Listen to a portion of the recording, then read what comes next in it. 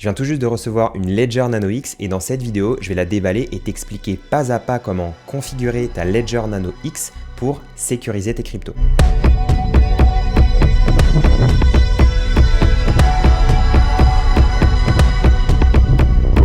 On va tout de suite commencer par déballer la Ledger Nano X. Hyper important, c'est qu'elle soit bien sous blister car ça prouve qu'elle est toute neuve et que voilà, jamais personne ne l'a possédée avant, donc elle est voilà, sans malware ou sans virus. Donc dans la boîte, il y a bien sûr la clé Ledger ici. Et à l'intérieur, on va trouver différentes choses. On va trouver notamment un câble USB vers USB-C. Donc la Ledger se branche en USB-C. Et ouais, on a également une petite liche là pour...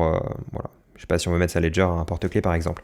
Et important de garder ici dans cette boîte ces trois papiers là pour écrire notre seed phrase. J'y reviendrai dans la suite de la vidéo. On va garder uniquement la Ledger et le câble pour la connecter. Ok, première étape, donc pour allumer la Ledger, si elle a de la batterie, elle va s'allumer toute seule. Là, dans notre cas, elle n'a pas de batterie, donc je vais la brancher à mon ordinateur. Donc une fois que la Ledger est branchée, elle s'allume. Donc là, on a un message de bienvenue.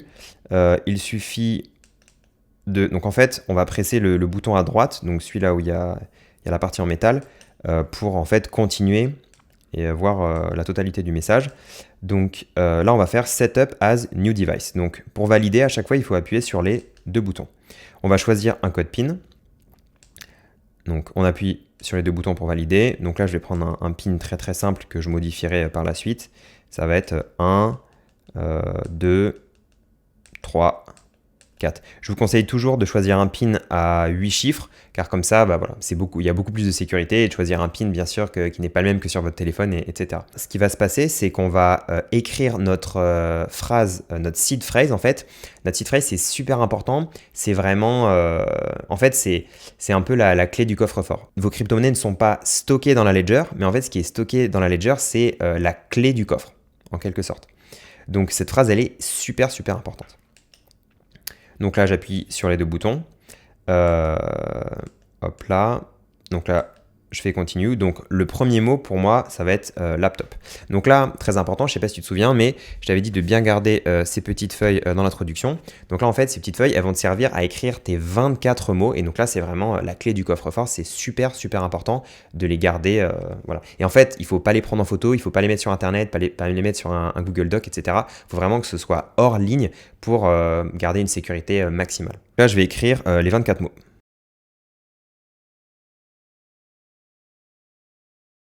Là, je viens de finir d'écrire les 24 mots. C'est hyper important que tu ne communiques à personne ces 24 mots. C'est vraiment super important. Donc là, on va procéder à la vérification de ces 24 mots.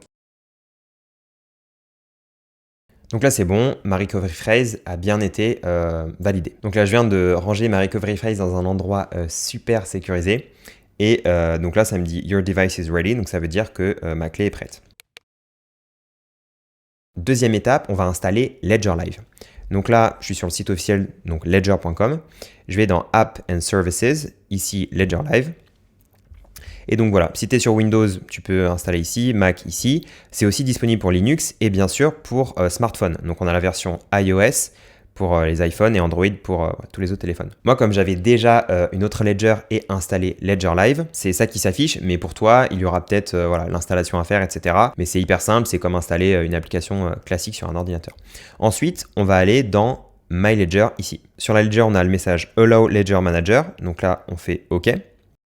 Et là, donc, il y a le micro-logiciel qui est à mettre à jour. Donc, on va faire mettre à jour le micro-logiciel. Installation.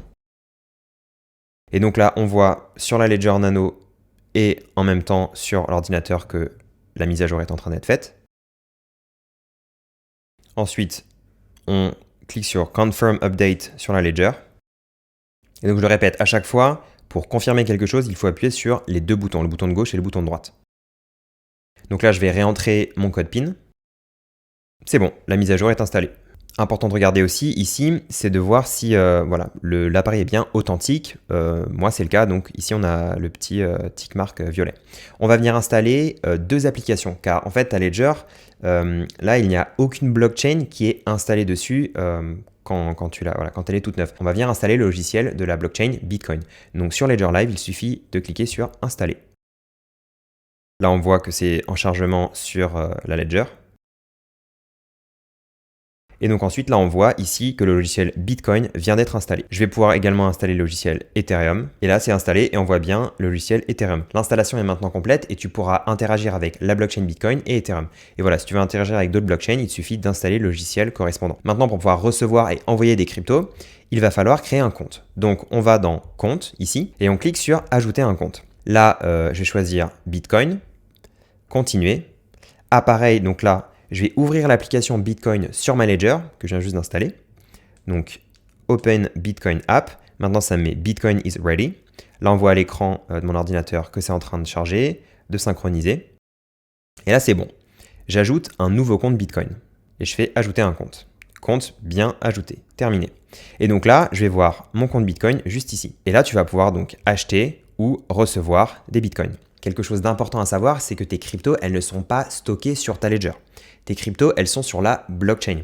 Ta Ledger, c'est uniquement un outil qui te permet de signer des transactions. La blockchain, en fait, c'est une base de données, comme un registre des comptes avec toutes les transactions qui se sont passées depuis le début que la blockchain existe. Et tes crypto-monnaies, elles sont en quelque sorte dans un coffre-fort sur la blockchain.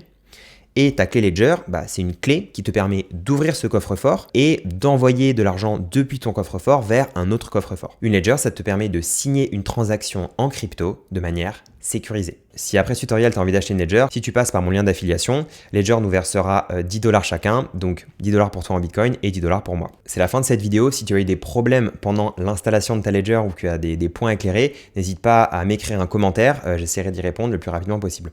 Merci beaucoup d'être resté jusqu'à la fin et à très bientôt.